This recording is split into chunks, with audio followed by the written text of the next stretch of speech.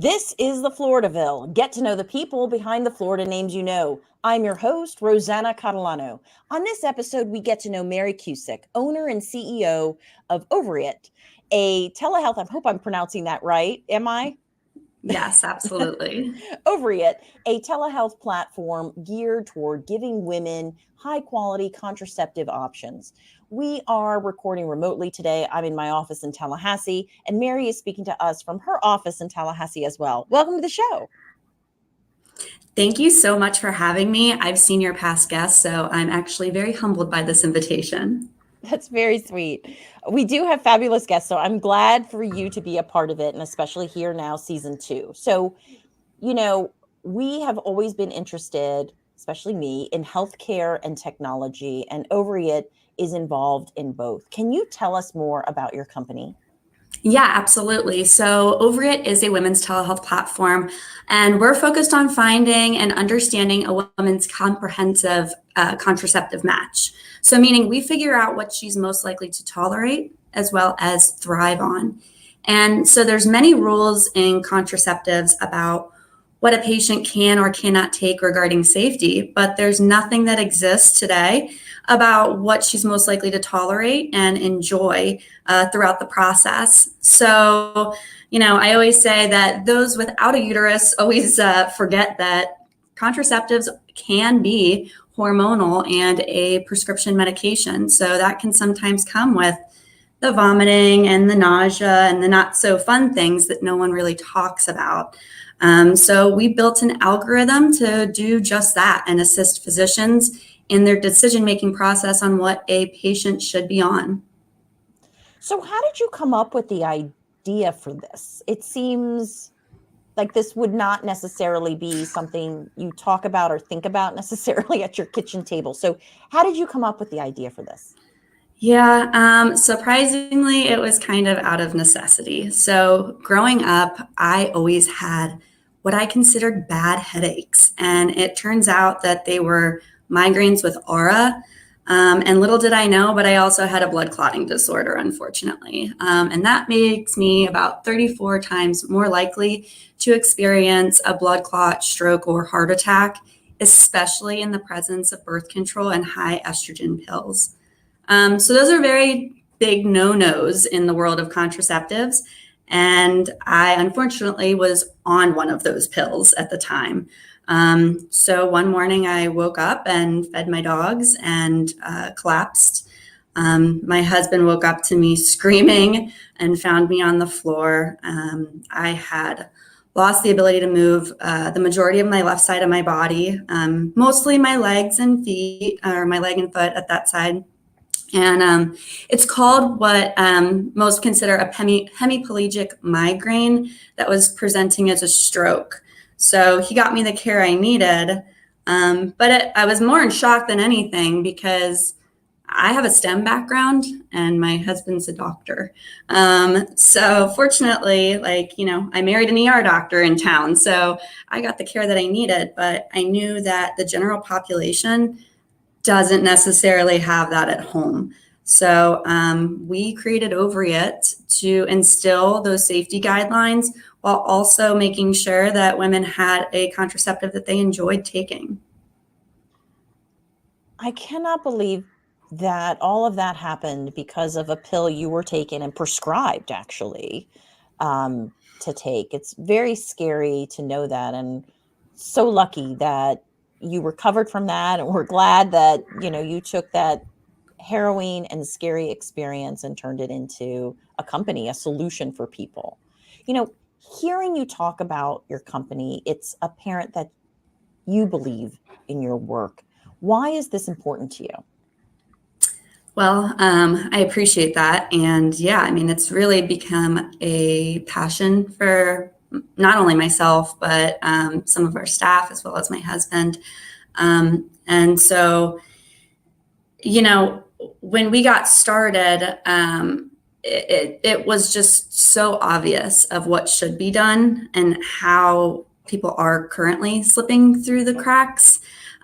So today, it's my total passion. We bootstrapped this application, and so I'm connected to it both mentally, physically, financially, every emotion under the chart I experienced with this. So from a public health perspective as well, nearly 50% of all pregnancies in the United States are unplanned pregnancies. And 60% of individuals who start on a hormonal contraceptive discontinue the use of that contraceptive within the first 6 months, and it's mostly due to side effects. So understanding those two metrics, we know that we can literally change people's lives by finding their hormonal match or non-hormonal match, but the option that they're most likely to tolerate. Unfortunately, I also realize that it's a very polarizing topic that doesn't get very much attention. So I'm kind of, at this point, feel like the crazy lady standing off to the side of the road trying to gain attention to this situation that over half the population faces. So I'm going to switch gears, and thank you for sharing that story with us, as well as how connected you are to your company. Bootstrapping, it's scary when you're funding your own idea and your business. It's really scary. So I want to take you back. Tell me where you were born and what your home life was like growing up. I want to learn how you got to this point. Yeah, so I was born in Pennsylvania, but bounced around the majority of the state. So I never pegged myself down to one area. I was in central Pennsylvania, eastern Pennsylvania, western Pennsylvania. So, but I spent a lot of my time growing up pretty much in the woods, playing with animals and in the dirt. I played boys baseball, so I was always kind of like the tomboy. Not wearing, the furry dresses and all that fun stuff. Nothing wrong with it, but still to this day, I much rather be in the woods than laying out on the beach. So yeah, I had a great childhood. I had an awesome time growing up in the mountains, and I wouldn't trade it for the world. Do you have siblings? I do. I have 2 sisters and a brother. Everybody's older. I am the baby, but I always remind everyone that I was obviously the purposeful child because I was born on my dad's birthday. So, as spoken as the young child, I hear that stinkerness coming out. I am not the baby, but I do have a baby sister, and I'm like, stinker. We have good attitudes. Where did you decide to pursue your undergraduate studies, and what was your major? Yeah, I went to University of North Texas, go Mean Green, and I really focused in cytotechnology, cellular biology. So that's pretty much the clinical work of cellular biology. And then I always give this disclaimer to kids going into school now is make sure that the degree that you pick is not going to be outsourced by technology later. Because by the time I finished my degree, cytotechnologists were not as desirable because it got outsourced to technology and AI.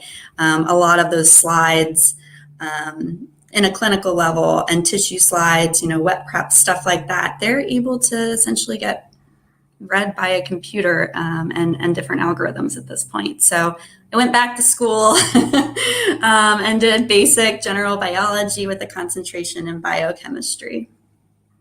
Now, I know that you went in, now you're started the telehealth company, and that you've also been in technology prior to that. So how did somebody with these biology degrees, this biology background, end up in technology? That's a good question. And I would say I got lucky to an extent. So in technology, there are subject matter experts, there's business analysts. I had the honor and privilege to be able to work with heads of departments and agencies throughout the country. So I was working mostly with departments of agriculture, departments of health, fish and wildlife, certain scientific, I'll call it, or STEM related agencies. And I worked with them to develop different software techniques and platforms that would help their agencies run better. So I got to work with about 34 states across the country over the course of 8 years, which was a blast because I kind of got to dip my toe into technology as well as keep that scientific basis, and be that in between the technologists and the scientists. So they needed an analyst to be able to incorporate those rules, the business jargon, all of those aspects that seem to just flowingly work when you're using a website or application. That's what I've really got to dig down into the details with and work on for almost a decade. So, what do you think was the most important skill you learned at that first job, that first technology job that you still use today? Communication, hands down communication. My old volleyball coach in high school used to always say that, communication eliminates confusion. And so I always go by trying to figure out, what are your expectations of me? What are my expectations of you? Let's be transparent of that from the start. And let's figure out how to work on this, finding a solution together. And so I've kind of carried that on through every single job of just having clear communication and standards up front. And it's really, for me, it's made a lot of my business relationships better, whether that's with, the patients that we serve or with a client or, just as friends as well. Sometimes you get into business with friends as well, and just having those hard discussions up front really alleviates a lot of the ambiguity. Well, let's take a quick commercial break. And when we come back, I'm going to ask you about your other company, New Age Information Solutions, and discuss the rapid growth of OvaryIt. Thank you. At Rocket Ship Consultants, our mission is to take your organization to the next level. Our team develops strategic communication plans that help entrepreneurs, corporations, associations, and individuals reach new heights. Our consulting team is made up of attorneys with additional experience in journalism, public relations, politics, broadcasting, and advocacy. Let us help you take that dream you have for a podcast or video show and make it into a reality. We can create networking opportunities, educational forums, and interactive conferences to spread your message. Let our team provide you with fresh ideas and inspiration. Rocket Ship Consultants offers a variety of services, so check out our website at rocketshipconsultants.com. Take off with Rocket Ship Consultants and launch your organization with us.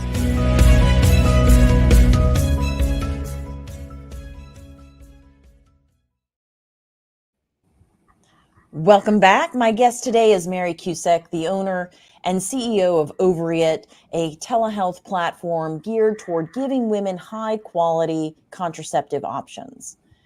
Now, Mary, OvaryIt is not your first entrepreneurship rodeo. 3 years before you created OvaryIt, I think you started a company called New Age Information Solutions. Can you tell us about that company? Yeah, so New Age is, I'll say, my first baby. It's still around, although it's taking kind of a back seat in all of this, obviously. But it was my first try at entrepreneurship, and it actually made me respect and appreciate some of the things that big corporations do outside of being a small, startup. All of the things that you automatically assumed were always taken care of at a corporate setting, suddenly you're doing on your day-to-day basis. And I know that you can appreciate that mentality as well. But yeah, New Age, we are an IT consulting company, and we're focused on business strategy, project management, business analysis, and design. So pretty much everything that happens before you're a development platform shop would put their hands on the keyboard to start coding. People forget, I kind of compare it to creating a building. You need a strong foundation. You need a plan. You need all the architecture. You need all of these things to create a strong foundation and then build your building. And the same thing applies to technology. Without all of the due diligence work, you're just not as organized, and you're going to have a lot of delayed costs associated with it. So we try to help minimize those costs and create a custom solution. So, what is a typical day like for you as the leader of two companies? Yeah, it's a lot. It is a lot, but it's good. Obviously, New Age, like I said, New Age kind of took a back seat. So 90% of my focus, I would say, is Overit all day, every single day. There are times where I'm pulled away to, deal with an issue or work with a particular client on New Age, but it's pretty much kind of just rolling at this point. So I don't have too much day-to-day activity with it, which is fantastic. But, between OvaryIt and New Age and, we're landlords. So between all of these different elements that we find ourselves in, we're putting in 80 hours a week, every single week, to make sure that everything gets done. So to anybody out there who thinks, oh, I'm just going to start up all these different companies and see which works, don't do it. Find your focus of, what you're going to pay attention to 90% of the time and really go after it. That is great advice. You are very involved in the community in Tallahassee. Tell us about your work with Guardian Ad Litem and the Big Brother Big Sister Foundation. I appreciate that. Yes. And I used to be much more involved, obviously with COVID, my husband being in the ER, I just didn't feel comfortable doing a lot of those activities in person anymore, but I look forward to going right back to them once all of this is over. But I spent years in Guardian Ad Litem, GAL for short. I was a court-appointed child advocate for those in the child foster care system in the state of Florida. And it was extremely eye-opening. Anybody who would ever think about, adoption or foster care, I think Guardian Ad Litem is a great way to kind of dip your toe in to see and understand a lot of the regulations, how Medicaid works in the state of Florida, all of those new facets, as well as just kind of learn how to maneuver with the state. But Guardian Ad Litem, I cannot wait to get back to that. For Big Brother, Big Sister, I was a part of their Impact Circle, which was a lot of fun. And like I said, I can't wait to get back to those things once the world truly opens up. I also didn't want to put kids at risk, being married to an ER doctor who's constantly working with COVID patients. So what is next for you and your company? So with OvaryIt, it's just getting good and it's just getting started, which I'm really excited about. So we went live this year. We've seen hundreds of patients and, working with them. I would say the next step is we are about to announce our 501c3 foundation, which would help pay not only for the services and our physicians and providers to be able to see patients, but also their contraceptive. Also working on women's based research. So, there's a lot of things that have not been touched yet as far as women's health is concerned. So we're going to dig into that, as well as basic education. There's a vast issue, not only in the state of Florida, but throughout the country about women's health issues. And so educating them, telling women how, what to look for and what might be a problem, what's not a problem, how to talk with a doctor, how to go through all of that process.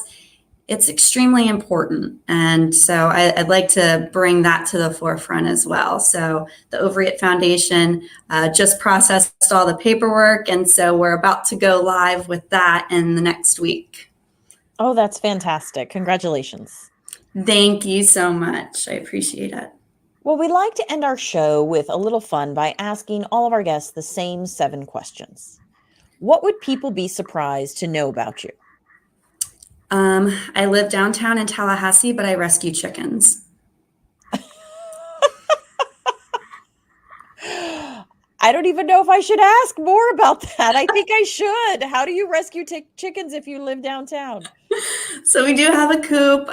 We can house about 20 chickens at a time. And we realize a lot of people get chickens thinking that they're like a fun pet, but it's actually some hard work. So anytime somebody tries to relinquish them to the shelters or just post them for free online, I'm always tagged in those. And I make sure that they're healthy and then try to rehome them.